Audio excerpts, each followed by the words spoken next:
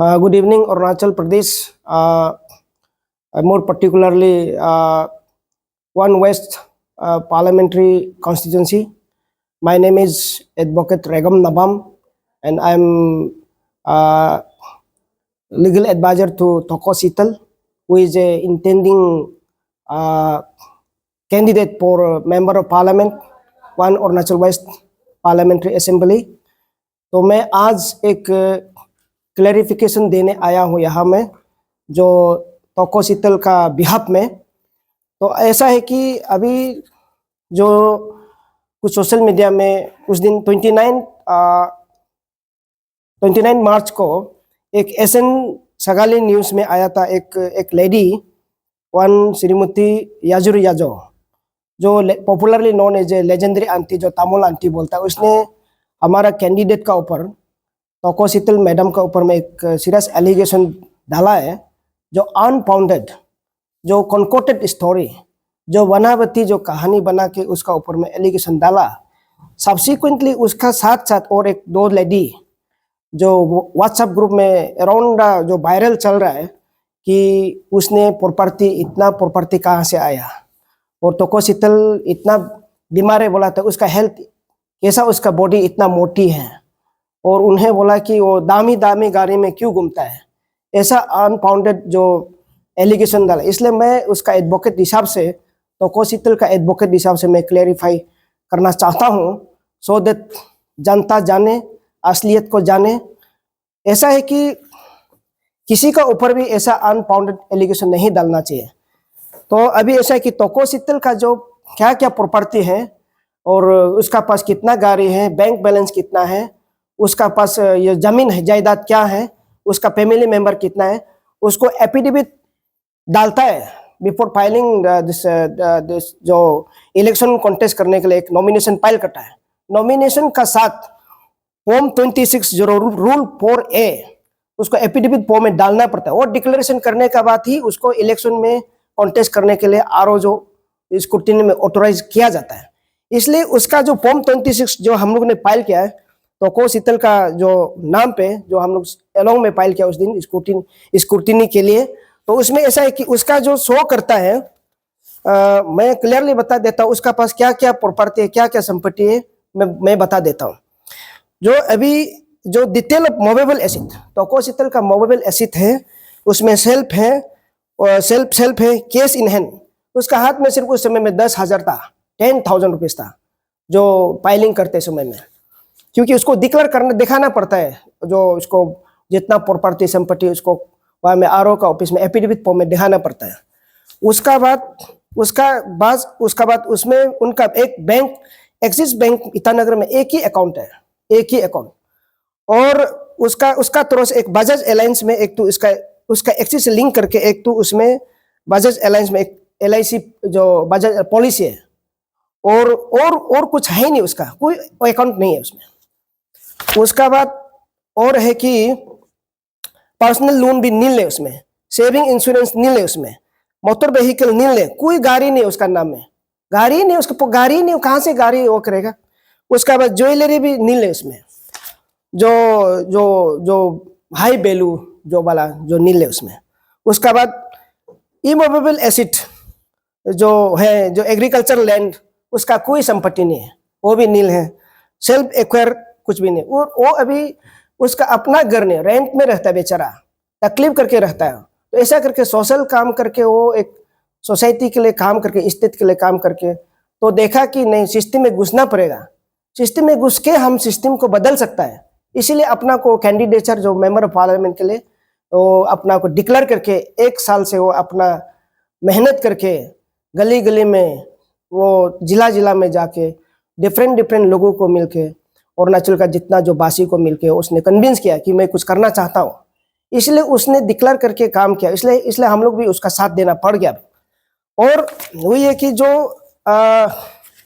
अभी उनका जो FIR का हिसाब से, अभी उसको भी कोई लोग वो बोल रहे हैं कि नेता उतरा है, FIR करता है, उसका हस्बैंड नेता किसी का ऊपर में वो FIR करता है, तो कल को क्या होगा, ऐसा बोलते हैं।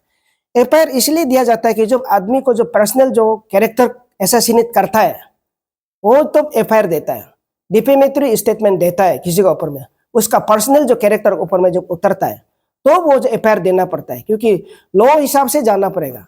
वही है। तो हम लोग ये नहीं कि उसको सजा दो, पनिशमेंट दो, फांसी पे लटका दो, वो बात नहीं है।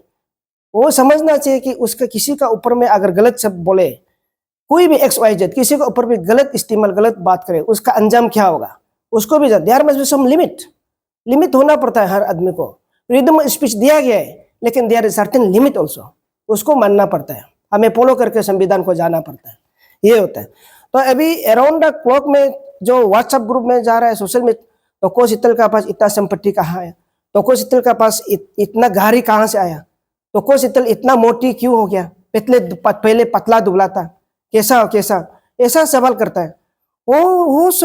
वो सब तो गलत बात है ना, किसी का पर्सनल कैरेक्टर पे आ रहा है। अभी चुनाव समय में गाड़ी तो किसी का गाड़ी को भी हायर करके ले रहा होगा चुनाव जीतने के लिए, और वहां में जो ये उसका जो अनफाउंडेड एलिगेशन, जो उसका पास माटी खरीदा है बोलते हैं, माटी खरीदा तो यहाँ आना पड़ेगा ना, एफिडेविट में आना पड़ता है, उसमें कुछ है ही नहीं उसका पास। तो अनफाउंडेड स्टोरी, ये पॉलिटिकल माइलेज लेने के लिए किसी ने इसको प्लान किया गया है। कोई औरत ग्रुप को, कोई पॉलिटिशियन ने इसको प्लान किया कि तोको शीतल का अभी अच्छा चल रहा है, उसको कैसा खत्म करना है। वो गलत है, जो भी प्लान किया हो भी, उसका इंटेंशन भी गलत है। He is not good leader, that person is not good for the state, जो इंस्टिगेट करता है किसी के ऊपर में उसका छवि को खराब करने, पर्सनल कैरेक्टर एसासिनेट करने के लिए, वो जो किसी को इनोसेंट को प्लान करके बूट मिलने के लिए जो करता है, वो बिल्कुल गलत है। उसका ऊपर लोग अभी समझ जाना चाहिए, पीपल मस्ट अंडरस्टैंड नाउ, लोग समझना चाहिए कौन सा चाहिए है। तोको शीतल का पास ना पैसा है, ना संपत्ति है, बाकी जो कैंडिडेट के पास तो है ना, they are in power and position for so many years.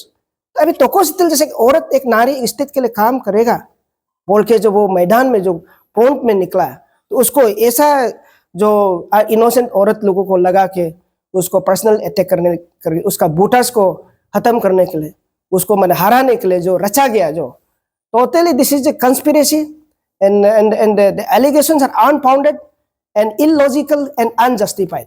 इसलिए लोग को ये समझ जाना चाहिए, तोको शीतल को जो फैन है, जो फॉलोअर से सपोर्टर कायम रखे, और चुनाव जो अभी 19 को होगा अप्रैल को, अपना बूथ को उसी को जो अपने थाम लिया कि उसको शीतल को ही देना है, भले चाहे वो करोड़ रुपया दे, लाख रुपया दे, उसमें मुकरना नहीं है। आप सिद्धांत में जाइए, अपना आइडियोलॉजी में जाइए, और उसको जैसा भी करके जिता के उसको पार्लियामेंट में आवाज करने दो।